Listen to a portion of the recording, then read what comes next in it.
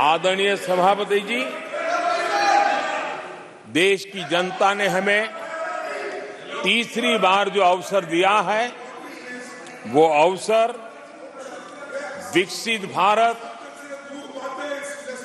आत्मनिर्भर भारत, इस यात्रा को मजबूती देने के लिए,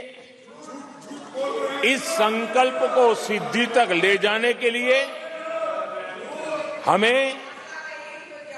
देश के कोटि कोटि जनों ने आशीर्वाद दिए हैं।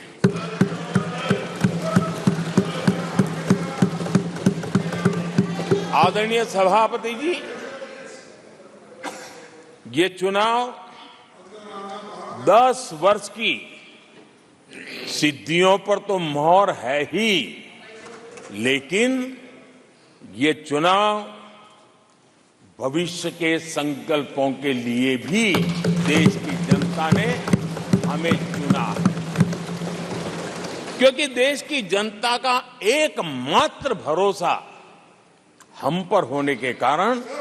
आने वाले सपनों को, संकल्पों को सिद्ध करने के लिए हमें अवसर दिया। आदरणीय सभापति जी, देश भली भांति जानता है, देश ने पिछले 10 वर्षों में हमारे देश की अर्थव्यवस्था को 10 नंबर से 5 नंबर पर पहुंचाने में सफलता पाई है और जैसे जैसे नंबर निकटता की सिद्धि की ओर पहुंचता है,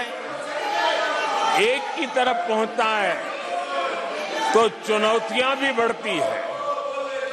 और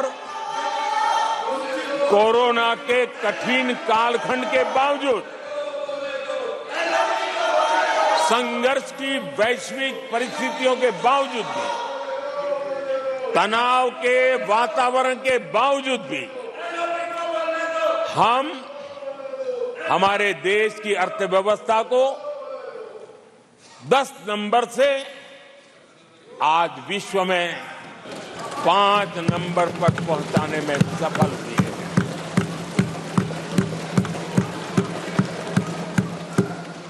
इस बार देश की जनता ने हमें 5 नंबर से 3 नंबर की इकोनॉमी पर पहुंचाने के लिए जनादेश दिया है और मुझे पक्का विश्वास है कि देश की जनता ने हमें जो जनादेश दिया है, हम भारत की अर्थव्यवस्था को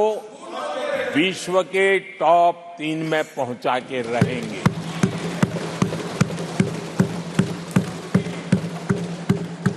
मैं जानता हूं आदरणीय सभापति जी, यहां कुछ ऐसे विद्वान हैं जो ये मानते हैं कि इसमें क्या है, ये तो होने ही वाला है, ये तो अपने आप तीसरे नंबर पे पहुंचने वाली है, ये तो अपने आप हो ही जाएगा, ऐसे विद्वान हैं। अब ये लोग ऐसे हैं जिन्होंने ऑटो पायलट मोड पर सरकार चलाने का या तो रिमोट पायलट पर सरकार चलाने का उनको आदी है, इसलिए वो कुछ करना धरने में विश्वास नहीं करते हैं। वो कुछ करने धरने में विश्वास नहीं करते, वो इंतजार करना जानते हैं। लेकिन हम परिश्रम में कोई कमी नहीं रखेंगे।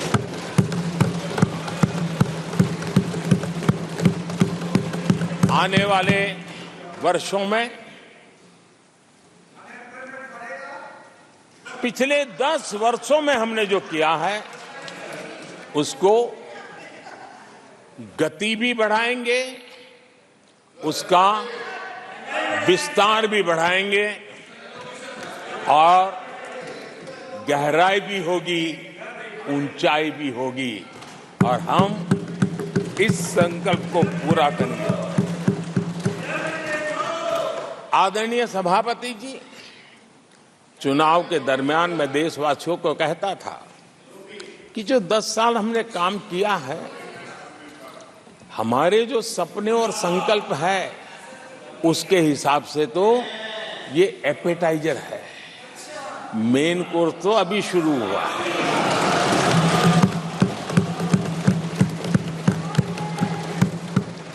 आदरणीय सभापति जी, आने वाले 5 साल मूल सुविधाओं के सैचुरेशन के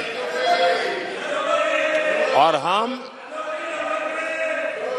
एक सामान्य नागरिक की जो रोजमर्रा की जिंदगी की आवश्यकताएं होती हैं, एक गरिमापूर्ण जीवन जीने के लिए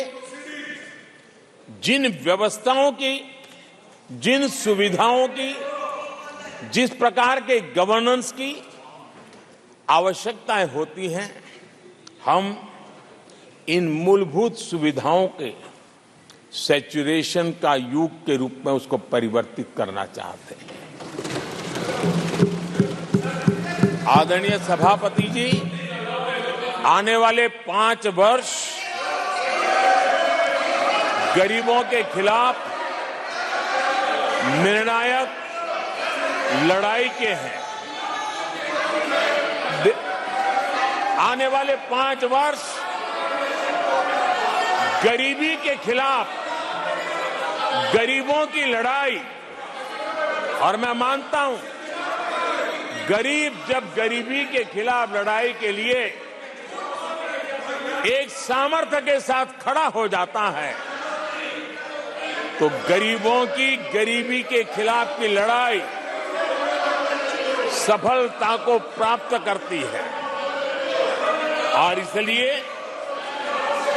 आने वाले 5 साल गरीबी के खिलाफ लड़ाई के निर्णायक वर्ष हैं और यह देश गरीबी के खिलाफ लड़ाई में विजयी होकर के रहेगा। ये पिछले 10 साल के अनुभव के आधार पर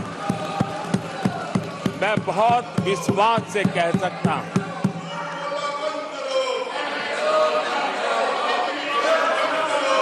आदरणीय सभापति जी, जब देश दुनिया की तीसरी बड़ी इकोनॉमी बनेगा तो इसका लाभ, इसका प्रभाव जीवन के हर क्षेत्र पर पड़ने वाला है। विकास के विस्तार के अनेक अवसर उपलब्ध होने वाले हैं और इसलिए जब हम